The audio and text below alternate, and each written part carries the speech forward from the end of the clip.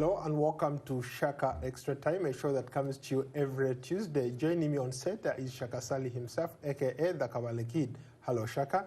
Hello, Paul. How are you? I remain simple, easy, and awesome. With your incredibly looking, gorgeous shirt.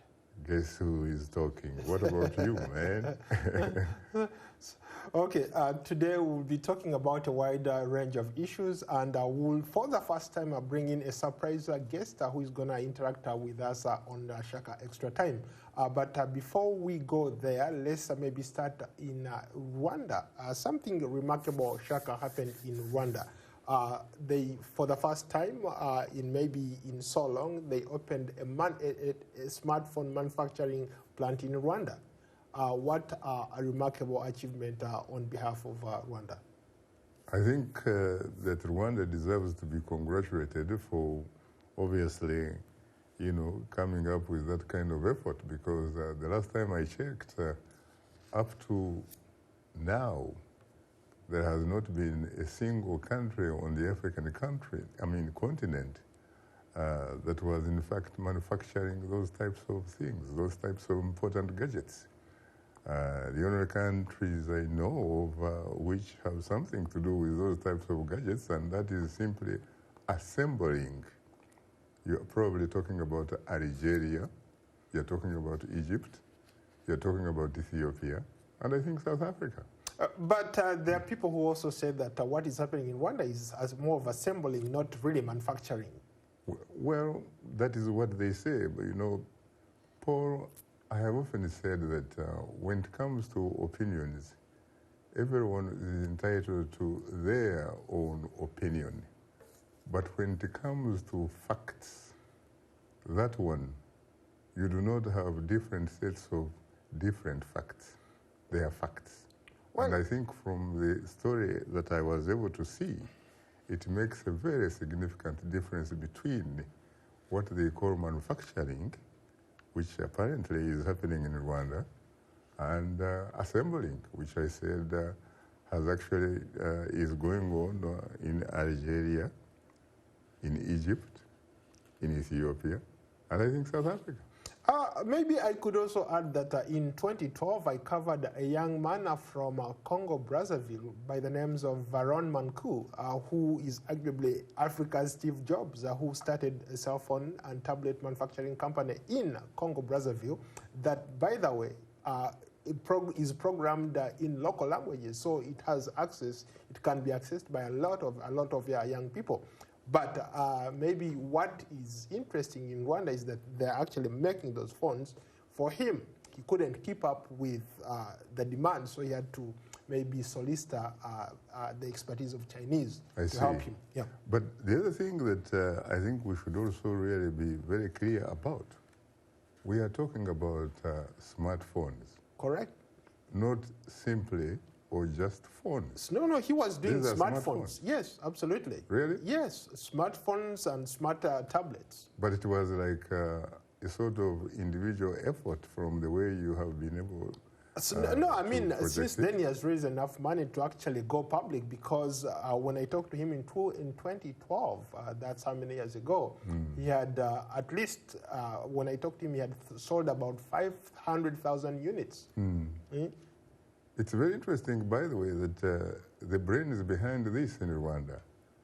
The man whose name I saw, Ashish Taka. I've interviewed him several times, yeah. Yeah, the last time I checked, I thought he was, in fact, a Ugandan citizen. Is that true? Yes, absolutely correct. Which means that he basically found, environmentally and commercially friendly environment in Rwanda for him to do that, because he could have actually done it in Uganda, which, even in terms of population, in terms of the numbers and what have you, say, larger market. Yeah, he seems to have a soft spot in Rwanda. He moved actually most of his company holdings to Dubai and Rwanda. So I think it's not surprising that he decided to launch that manufacturing factory out there. So he probably got what you would say friendly sort of incentives. Yeah, interesting. And today, for the first time, I told you earlier that we have a surprise guest. So we are going to go to Mona in Germany, who has been a long time fan of Shaka Extra Time. Mona, welcome to Shaka Extra Time. Hello, Shaka and Paul. Hello, how are you? And this is Mona. This is Mona Nambalirwa from Dorsten, German, North Rhine-Westphalia. Hello, Mona. Your show is so educative and inspiring. But I have a burning question with me. Go for it. Despite the fact that Africa is rich with every natural resource, why is it that most of the African population, we are below poverty line? It's a very interesting question, Mona, and I think that actually, you know, Paul and I have actually been asking that question, and we've also been asking that type of question on different editions of Straight Talk Africa. Because let's face it. It bothers me a lot. Yeah. It bothers me a lot. I see we have a lot of natural resources, but our people are so poor. Well, is it possible that we are probably talking about a sort of what would be characterized by people as a leadership deficit? We definitely need a sort of leadership that is visionary, just like the founding fathers in the 1950s and 60s who helped us to end colonialism, as it were, so that African countries could regain political independence from the former European powers. So we probably, in this particular case, really need a legitimate, genuine, you know, kind of like a leadership, really, a new breed of African leaders who can lead the way and liberate our people, because as you say, Mona, Africa, when you think about it in the context of resources, it is probably the richest on this planet Earth. And yet when you look at the quality of life of the African people on the continent, they are pretty much behind everyone else, really. The question is why?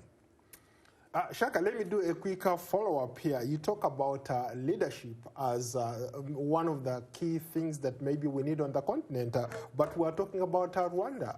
Kagame displays a perfect example of leadership. He has championed his country as a tech hub for Africa. Would that be, to his credit, a lot of people go to Rwanda, they're transferring skills there, they're taking these tech companies to Rwanda. So wouldn't that be part of the solution that we are looking for? It would, but we probably be talking about what we would say in terms of economics and development, a sort of superstructure. What is essentially needed is an infrastructure. And I'm not simply talking about roads or bridges and what have you, but I'm talking about a democratic infrastructure, an idea that is, for example, inclusive, that does not leave anyone behind. And that when you talk about that type of infrastructure, you're talking about the one that has the ability to rally people, to mobilize people, organize them in a disciplined manner, in a very smart manner, in a way that at the end of the day, you are able to deliver what is called social, economic, political justice for everybody. One of the reasons why, for example, the United States of America, one of the reasons why the experiment here succeeded in terms of making the United States, despite the fact that it does not have the largest population on this planet Earth, and yet it boasts the single largest economy, is largely because it is a nation that is built on the basis of ideas, ideas that work, not blood, not color, not religion, but ideas, ideas which are inclusive, ideas that do not leave anybody behind. The United States, I have to say, is not perfect, is not a perfect union. It has a lot of problems and what have you, but it has the ability, it has the social, economic, political shock absorbs that help it somehow figure out a way of making sure that it works. I hear people talk about how democracy is not suited for Africa, for example, because those people say that it is a European or a European American thing. On the contrary, democracy does not belong to any particular geographical location. It does not belong to any particular racial group. It does not belong to any particular ideology or religion. It is a universal value. And I frankly do not see why we cannot, as Africans, borrow from those countries on this planet Earth that have figured it out and that it works for them. Look at the Scandinavian countries, for example. When you look at the United Nations Human Development Index, you find that most countries that actually score very, very highly, they are from the Scandinavian countries. They are Norway, they are Denmark, they are Sweden, you know, those types of countries. And they provide one of the best quality of lives anywhere on the Earth planet. And it's not about blood, whether you have blue blood or red blood, everybody has red blood. Yeah, let me do a quick follow-up from David Onserio Monda. He says, Shaka, you've given President Kagame some credit for bringing these tech companies to Rwanda. But one thing that you haven't talked about is how does Kagame negotiate a peaceful transition to democracy when a free, fair, and credible election would certainly hand over power to his minority opponents? Very good question. Very, very good question indeed, and it's probably not as simple as it is, because if it was very simple to answer, I would like to think that by now it would have been not only been answered in Rwanda, but it probably would have also been answered in the neighboring countries of Uganda, of the Democratic Republic of Congo. And we talk about the Democratic Republic of Congo, when you talk about Africa being endowed with wealth, you're talking about the epicenter of wealth. But Democratic Republic of Congo just had a peaceful power transfers. Well, unfortunately, Paul, I'm not that very optimistic, probably was optimistic as you. The last time I checked, the Democratic Republic of the Congo probably is only at best democratic in a name. But when you come to the manner in which that particular country is organized, it leaves a lot to be desired. But in fairness to the Democratic Republic of Congo, you can't compare it with Uganda or Rwanda, for example. At least for them, they have set a precedent. They have said, you know what, we've had enough, and it's about time the president, the incumbent president, handed over power to an opposition leader. We give them credit, I think, where it is deserved. I think they have done that, except that someone will come and tell you, yes, did they have, in fact, an election? Yes, they did have an election. But there are people who say, actually, that election did not meet what you would call the international democratic threshold. That, in fact, that election is a type of process that at the end of the day delivered a Felix Tshisekedi as the president. But some people say when you look at that presidency of Felix Tshisekedi, he looks like a man who has a rank, who has a position, but does not seem to have the authority to make things move. Let's go back to Germany, to our surprise guest in Germany.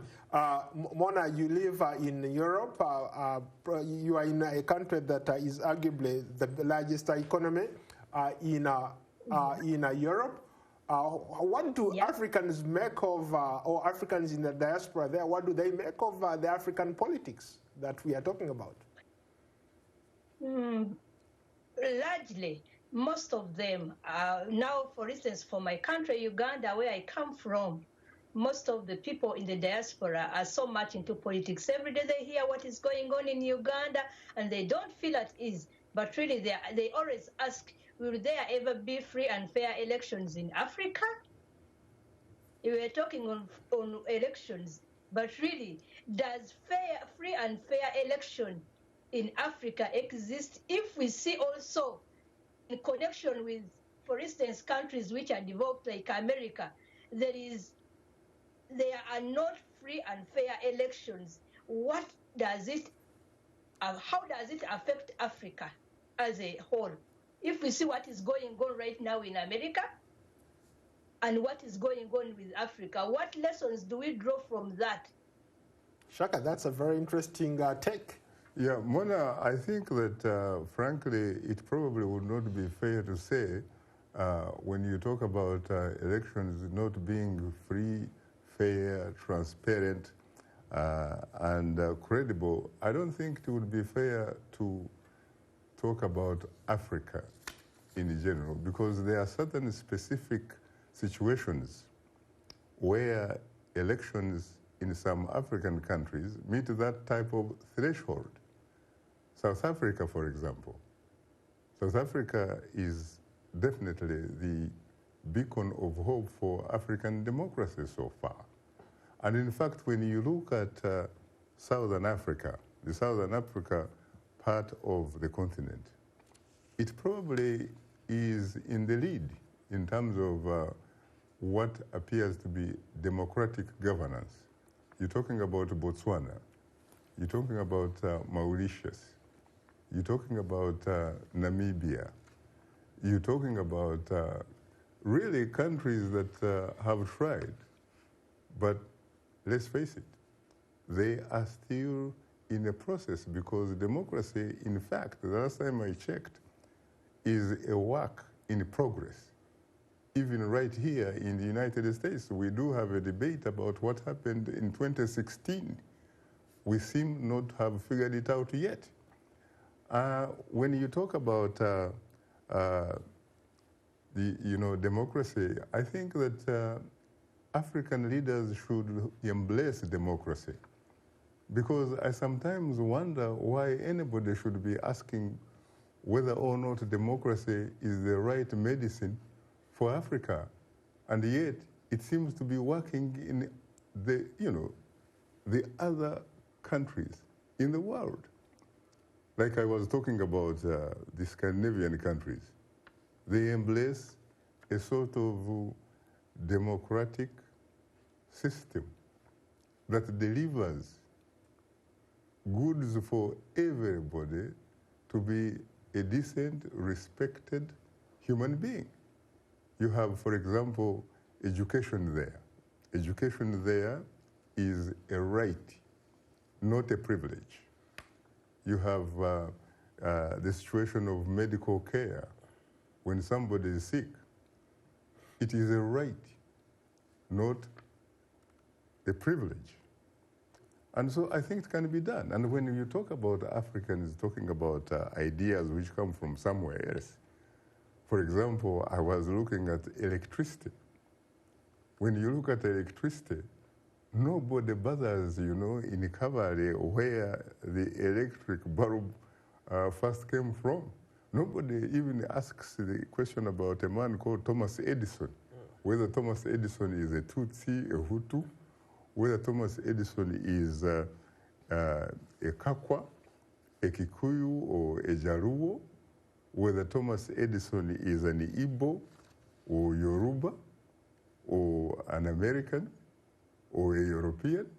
But what is important is what Thomas Edison contributed. When you switch on a light, the light is not going to ask you which tribe or ethnic community you come from. And you talk about telephones, for example. Yeah. We're talking about telephone. I wanted to do a quick follow-up. Alexander Graham Bell, a man who was Scottish, migrated to Canada, subsequently to the United States of America, and invented the telephone. In fact, he's buried in Albany, New York, upstate New York, where I went for undergraduate school. Yeah, Shaka, let's do a quick follow-up on the same topic. Let's go to Ghana. Let's go to Asha Jackson in Accra, Ghana. I'm surprised that you are talking about America not having free, fair elections, but we've done it in Ghana.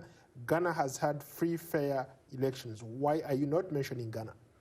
Well, by the way, I was not mentioning every country, but if I had come to West Africa, I would definitely have mentioned Ghana.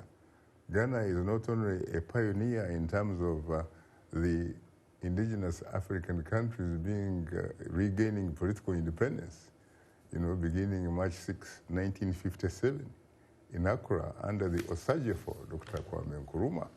But now that Ghana has a democracy, I would like that Ghana should challenge itself in the same way that Nkrumah challenged the people of Ghana at the time, that the independence of Ghana would be meaningless unless it was linked with the total liberation of the African continent. And Nkrumah did not simply talk the talk. He actually walked the talk so that the rest of Africa could actually walk the walk. Now I can challenge Ghana to challenge itself and its people that the democracy of Ghana would be meaningless unless it is linked with the democratization process of the entire African continent. Bona, let's get back to you. Do you want to ask Shaka one more question? Now, you're one of those fans who is always very actively engaged with this show. One more time. I was following Sudan of recently in September before it ended. They were supposed to form a unitary government, but unfortunately, the opposition leader, Riek Machar, rejected to it. Where do you think Sudan will end up to if they cannot have a unitary government? Yes, I think that I agree with Paul that you're probably talking about South Sudan, South Sudan.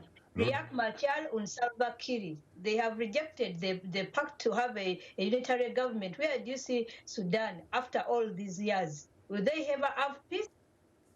At the end of the day, it's really a matter of time. I think that the only answer, the only solution for the people of South Sudan, just like the people of the entire African continent, it is democracy.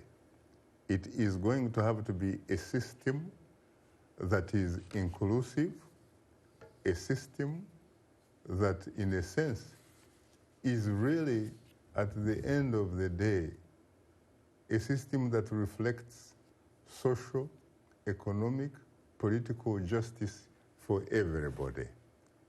Until and unless that happens, I don't think, frankly, that we can talk about the African continent or South Sudan, for that matter, being developing. And it can be done. It's simply a question of having the right leadership. We have a leadership deficit. And part of the reason we do that is because we have yet to come up with a system that allows the people to be the primary stakeholders in terms of the affairs of their societies, so that they can actually have a system that can give them an opportunity to choose who they think should be their leader, not having leaders who impose themselves upon their people. In fact, I sometimes wonder, Paul, why we call even some of these people, leaders. These are people who are busy stealing elections, for example. When you steal an election, you have stolen a country. You use a country, for example, to actually demand for loans from the Bretton Woods institutions. We're talking about the International Monetary Fund, the World Bank, the ADB, and you name it. And where does that money go? That money, for the most part, does not go to help the real people. It only goes to help a very small group of people who reflect, when they talk about democracy, a government of some people, by some people, for some people. But in fact, what is needed is the definition of democracy according to a one great American president, Abraham Lincoln, who actually said, democracy is a government of the people, by the people, and for the people.